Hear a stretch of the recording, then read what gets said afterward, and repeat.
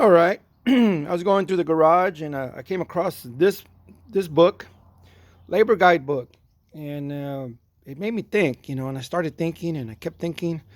And I decided I was going to make this video so I could share with some of the techs. We hear about the tech shortage, the technician shortage, and then the quality of technicians, and then the skill level of the technicians that are coming into the industry.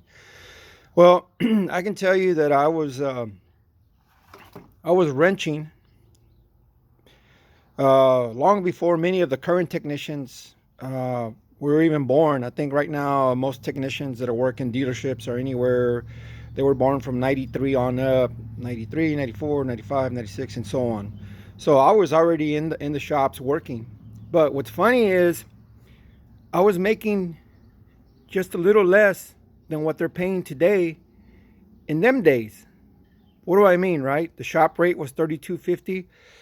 Um, but the mentality, the leadership was different. Most jobs, they paid X amount. If you did a fuel pump on a 350 Chevy, it paid, 30 bucks. If you did brake pads, it paid 20 bucks. If you did a timing chain, it paid 90 bucks. Labor. And sadly, somewhere from 1985 till now, if you look at the shop rate, which is what I'm talking about, the shop rate back then was 32.50 in 1985. Till now, I think the shop rate in some areas is 155, and everybody's pretty consistent somewhere between 115 to 130. So the shop rate has gone up 400 or 500%.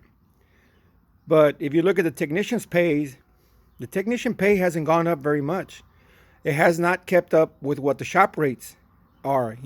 Most technicians are not making 400 or 500% compared to the old days. They're not. I mean, they're making a little bit more, but if you do the math and if you factor the X factor, which is in 1985, the skill level, the tool investment, the tech support that you have to have now, I mean, it's really nothing. Because if you're a shop technician and you got to go buy AutoLogic, if you got to go buy, a Bosch tool, if you got to go buy a Snap-on tool, scanner, you got to buy a scope, you got to go buy a Pico or whatever, 2-channel, 4-channel, whatever. The cost of tools just to stay in the game, it really offsets the gain of what has been made by the technicians, and that's why there's a technician shortage. The pay scale is so lopsided. I mean, the hourly rate has gone up 400 or 500% compared to 1985. And the shop technician pay has not gone up that much. Yes, there are those few select guys that are making in the 6 digits. Extremely few. Extremely few. You hear about them, right? But everybody can tell you that there's a lot of politics involved. There's a lot of things involved with getting there. And for the guys that are there, hey, great. You earned it. You figured a way how to get there. Great for you. But for the majority of the other techs,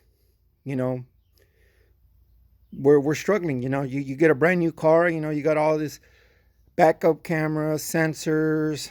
You got all this stuff that you didn't have back then that you got to fight with.